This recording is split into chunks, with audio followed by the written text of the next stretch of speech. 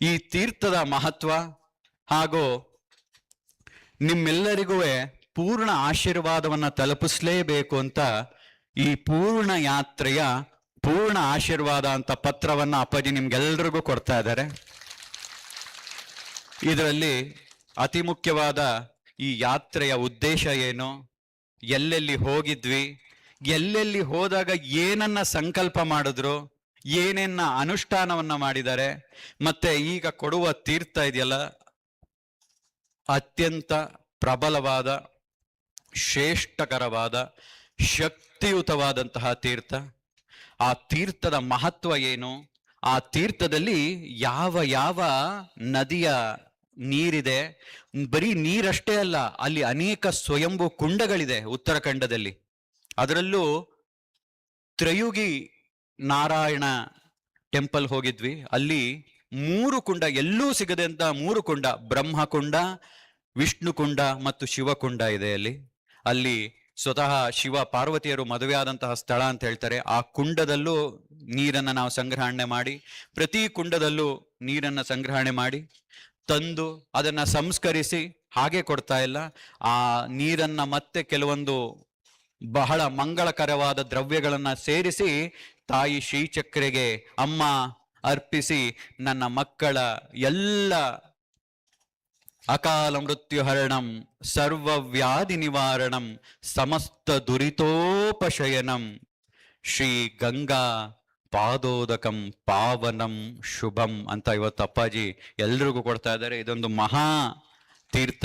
ಅದಕ್ಕೆ ಹೆಸರು ಬಂದಿರೋದು, ಅದು ತೀರ್ಥವಾಗಿ ಉಳಿದಲೇ ಅದು ಅಮೃತಕ್ಕೆ ಸಮನಾಗಿದೆ. ಹಾಗಾಗಿ ಅದು ಶ್ರೀಮಾತಾ ಅಮೃತ ತೀರ್ಥ, ಶ್ರೀಮಾತಾ ಅಮೃತ ತೀರ್ಥ ಅಂತ ಹೆಸರಿನೊಂದಿಗೆ ಆ ತೀರ್ಥವನ್ನ ಅಪ್ಪಾಜಿಯವರು ಇವತ್ತು ಬಂದವ್ರಿಗೆಲ್ರಿಗೂ ಕೊಡ್ತಾರೆ. ಮತ್ತು ಇವತ್ತು ಅಪ್ಪಾಜಿ ಯಾರ ಕೇಳು ಮಾತಾಡೋದಿಲ್ಲ. ನೀವು ಬಂದವರು ನಿಮ್ಮ ಮನೋವಾಂಚಲ್ಯವನ್ನು ಅವರ ಪಾದಕ್ಕೆ ಅರ್ಪಿಸಿ ಅತಿ ಮುಖ್ಯವಾದ ತೀರ್ಥವನ್ನ ನಿಮ್ಮ ಮನೆಗೆ ತಗೊಂಡು ಹೋಗಿ, ಈ ತೀರ್ಥ ಅಪ್ಪಾಜಿ ನೆನ್ನೆ ಇದನ್ನ ಹೇಳ್ತಾ ಇದ್ರು, ಇದೆಲ್ಲವೂ ಬಹಳ ಶಕ್ತಿಯುತದ್ದು. ಅಕಾಲದಲ್ಲಿ ಮರಣ ಆಗ್ಬಿಡುತ್ತೆ, ಅದನ್ನ ನಾಶವನ್ನ ಮಾಡಿ ಅಕಾಲ ಮೃತ್ಯು ಹರಣಂ ಸರ್ವ ವ್ಯಾಧಿ, ಎಲ್ಲ ರೋಗಗಳಿಗೂ ಶಮನ ಆಗತ್ತೆ.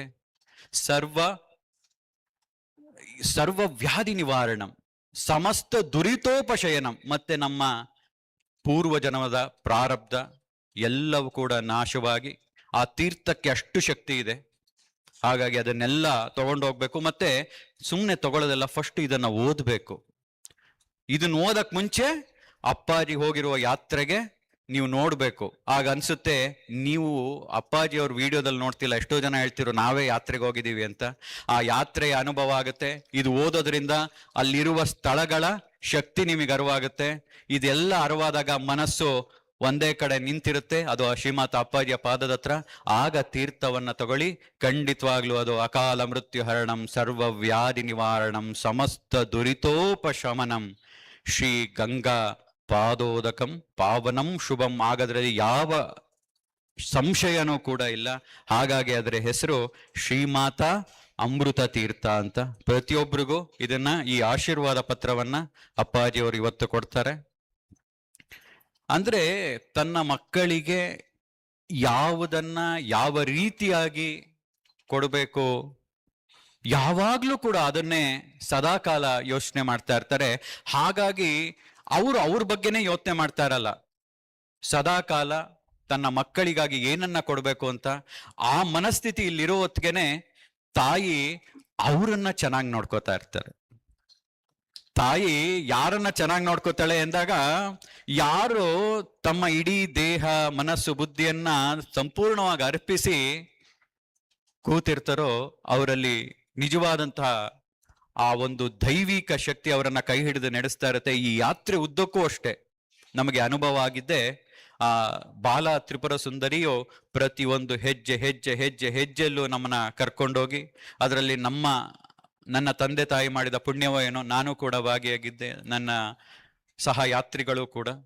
ಹಾಗಾಗಿ ಅದನ್ನ ಕರ್ಕೊಂಡು ಹೋಗ್ತಾ ಹೋಗ್ತಾ ಅನುಭವ ಆಗಿದ್ದು, ನಾವು ಯಾರ ಜೊತೆಲಿರೋದು ಮರಿಬಾರದು ಅಂತ. ಇದು ತುಂಬಾ ಕಷ್ಟವಾದದ್ದು ಇಲ್ಲಿ ಎಲ್ರಿಗಿಂತ ನನಗೆ ಅದು. ಯಾಕೆ ಅಂದ್ರೆ ಇವನು ಯಾವಾಗ್ಲೂ ತಂದೆಯಾಗಿ ನೋಡ್ತಾ ಇರ್ತಾನೆ. ಅವರು ಗುರು ಶಿಷ್ಯ ಅಂತ ಒಪ್ಕೊಂಡ್ಬಿಟ್ಟಾಯ್ತು. ಅವರು ನನ್ನ ಶಿಷ್ಯನಾಗೆ ನೋಡ್ತಾ ಇದ್ದಾರೆ. ಆದ್ರೆ ನನಗೆ ತುಂಬಾ ಕಷ್ಟ ಆಗಿದ್ದೇನು ಅಂದ್ರೆ ನಾನು ಇನ್ನು ಸ್ವಲ್ಪ ತಂದೆಯಾಗೆ ನೋಡ್ತಾ ಇದ್ದೀನಿ.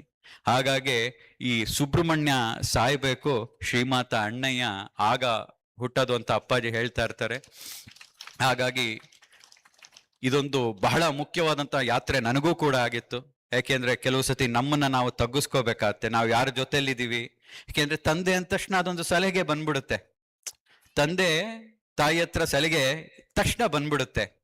ಅದನ್ನೆಲ್ಲ ಕುಗ್ಗಿಸಿ ಆ ಶ್ರೀಮಾತ ಅಪ್ಪಾಜಿಯವರ ಹತ್ರ ಈ ಯಾತ್ರೆಯಲ್ಲಿ ಶಿಷ್ಯನಾಗಿ ಅಲ್ಪ ಸ್ವಲ್ಪ ಅವರಂತಹ ಕಲಿತಹ ವಿದ್ಯೆ ಅತಿ ಮುಖ್ಯವಾಗಿತ್ತು. ಮತ್ತೆ ಅವ್ರು ಯಾರು, ಅದರಲ್ಲೂ ಕೇದಾರ್ನಾಥ್ಗೆ ಹೋದಾಗ ನೀವು ಡಂಬರು ಬಾರಿಸಿರೋದು ನೀವೆಲ್ಲ ವಿಡಿಯೋ ನೋಡಿದ್ರೆ ಗೊತ್ತಾಗತ್ತೆ.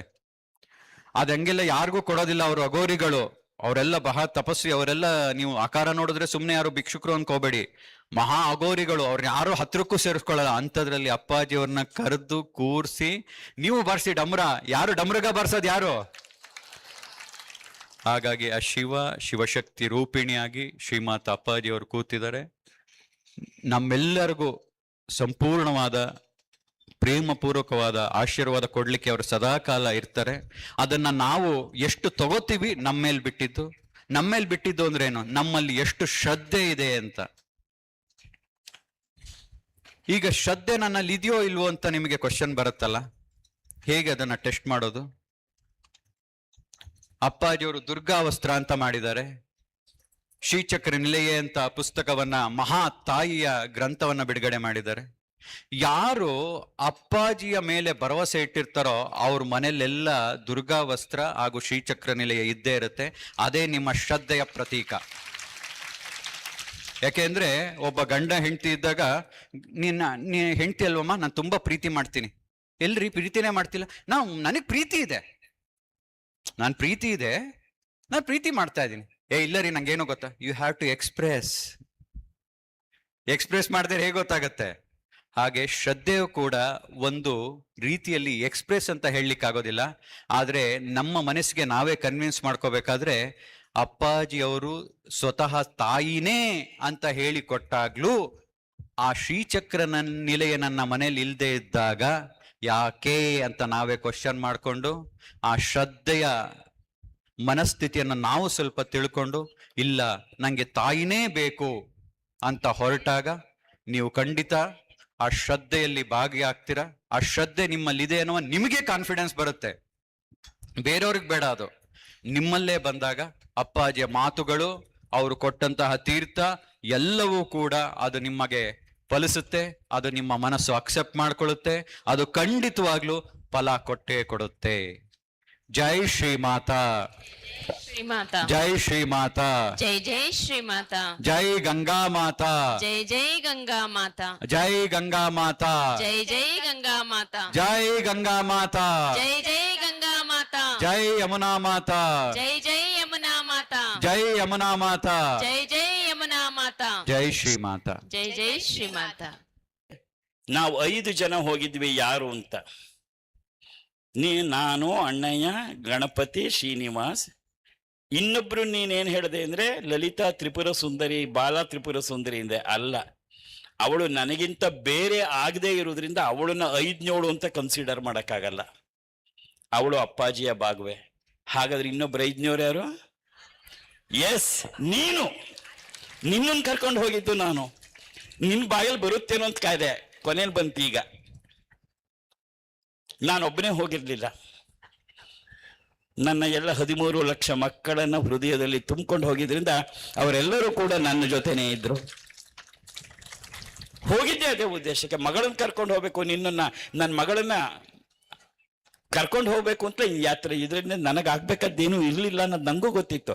ಆದರೆ ನಿನಗೆ ಆಗಬೇಕು ಅನ್ನೋದು ನನಗೆ ಗೊತ್ತಿದ್ರಿಂದ ನಿನ್ನನ್ನು ಕರ್ಕೊಂಡು ಹೋಗಿ ಪ್ರತಿ ಹಂತದಲ್ಲಿ, ಪ್ರತಿ ಅನುಷ್ಠಾನ ಮಾಡುವಾಗ, ಪ್ರತಿ ಸಂಕಲ್ಪ ಮಾಡುವಾಗ ಅದನ್ನು ಹೇಳ್ಕೊಂಡೇ ಮಾಡ್ತಾ ಇದ್ದಿದ್ದು. ನನ್ನ ಎಲ್ಲ ಮಾನಸ ಪುತ್ರಿಯರು, 13 ಲಕ್ಷ ಎಲ್ಲ ಪುತ್ರ ಪುತ್ರಿಯರಿಗೂ ಕೂಡ ಇದಾಗಬೇಕು ಅಂತ ಉದ್ದೇಶದಿಂದ ಮಾಡ್ತಾ. ಈ ತೀರ್ಥ, ನೀನು ತಗೊಂಡು ಹೋಗುವ ತೀರ್ಥ ಶುದ್ಧತೆಯ, ಪವಿತ್ರತೆಯ ಮತ್ತು ನಿಷ್ಕಲ್ಮಶತೆಯ ಸಂಕೇತ. ಇದು 3 ಕೆಲಸಗಳನ್ನ ಮಾಡುತ್ತೆ. ಒಂದು, ಅಕಾಲ ಮೃತ್ಯು ಹರಣಂ.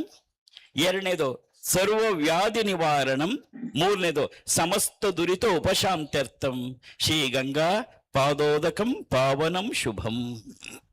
ಅಕಾಲ ಮೃತ್ಯು. ಅಕಾಲ ಮೃತ್ಯು ಅಂದ್ರೆ ಏನಪ್ಪ ಅಂದ್ರೆ, ನಾನು ಎಷ್ಟು ಕಾಲ ಬದುಕಬೇಕು ಅಂತ ನನ್ನ ಆಯಸ್ಸು ಬರೆದಿದ್ಯೋ ಅದಕ್ಕೆ ಮುಂಚೆನೆ ಸತ್ತೋದ್ರೆ ಅದನ್ನ ಅಕಾಲ ಮೃತ್ಯು ಅಂತ ಕರೀತಾರೆ. ಅದು ಆಕ್ಸಿಡೆಂಟ್ ಇಂದ ಆಗ್ಬೋದು, ಹಾರ್ಟ್ ಅಟ್ಯಾಕ್ ಇಂದ ಆಗ್ಬಹುದು, ರೋಗ ರುಜಿನದಿಂದ ಆಗ್ಬೋದು. ಆ ತರದ್ ಯಾವುದೂ ಆಗಲ್ಲ ಈ ತೀರ್ಥ ಕುಡಿಯೋದ್ರಿಂದ. ಅಕಾಲ ಮೃತ್ಯು ಬರಲ್ಲ. ಸರ್ವ ವ್ಯಾಧಿ ನಿವಾರಣಂ. It's a divine medicine. ಎಂತೆಂಥ ದೊಡ್ಡ ಕಾಯಿಲೆಗಳು ಕೂಡ ಇದರಿಂದ, ಕ್ಯಾನ್ಸರ್ ಇರ್ಬೋದು, ಮತ್ತೊಂದಿರ್ಬೋದು, ಅದು ಆಸೆ ಆಗತ್ತೆ. ಟೆಸ್ಟ್ ಮಾಡಿ ನೋಡು. ಟೆಸ್ಟ್ ಮಾಡೇ ನಿಂಗೆ ಕೊಡ್ತಾ ಇರೋದು. ನಾ ಟೆಸ್ಟ್ ಮಾಡಿದ್ಮೇಲೆ ನಿಂಗೆ ಕೊಡ್ತಾ ಇರೋದು. ಮೂರನೇದು ಸಮಸ್ತ ದುರಿತ ಉಪಶಾಂತ್ಯರ್ಥಂ. ನಿನ್ನ ಎಲ್ಲ ಕಷ್ಟಗಳಿಗೆ ಕಾರಣ ಪ್ರಾರಬ್ಧ ಕರ್ಮ. ಆ ಪ್ರಾರಬ್ಧ ಕರ್ಮವನ್ನು ಕಡಿಮೆ ಮಾಡ್ತಕ್ಕಂಥದ್ದು. ಈ ಮೂರು ಕೆಲಸಗಳನ್ನ ಮಾಡೋದ್ರಿಂದಲೇ ಇನ್ನ ಪರಮ ಪವಿತ್ರವಾದ ತೀರ್ಥ ಅಂತ ಕರಿತೀವಿ. ತೀರ್ಥ ಅಂದ್ರೆ ಅರ್ಥನೇ ಕಷ್ಟಗಳಿಂದ ಪಾರ್ ಮಾಡೋದು ಅಂತ ಅರ್ಥ. ತೀರ್ಥ ಅಂದ್ರೇನು? ಜಲ ಕುಡಿಯೋದು ಅಂತಲ್ಲ. ತೀರ್ಥ ಅಂದ್ರೆ ಯಾವುದು ನಿನ್ನ ಕಷ್ಟಗಳಿಂದ ಪಾರ್ ಮಾಡುತ್ತೆ ಅದನ್ನೇ ತೀರ್ಥ ಅಂತ ಕರೀತಾರೆ. ಪ್ರಮುಖವಾದದ್ದು ಮೂರು ಕಷ್ಟ. ಒಂದು ಮೃತ್ಯು, ಅಕಾಲ ಮೃತ್ಯು ಬರಲ್ಲ.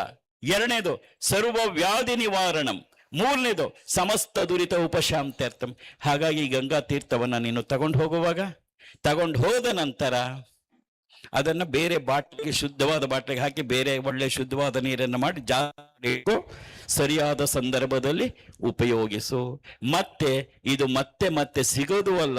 ನಾ ಮತ್ತೆ ಮತ್ತೆ ಚಾರ್ಧಾಮ್ಗೆ ಹೋಗ್ತೀನೋ ಇಲ್ವೋ ಗೊತ್ತಿಲ್ಲ. ಈ ವಯಸ್ಸು ಕಷ್ಟ ಆಗತ್ತೆ. ಅವಳೇನೋ ಇರೋ ಹೊತ್ತಿಗೆ ಎಳ್ಕೊಂಡು ಹೊರಟೋಗ್ಬಿಟ್ಲ ಅಷ್ಟೇ.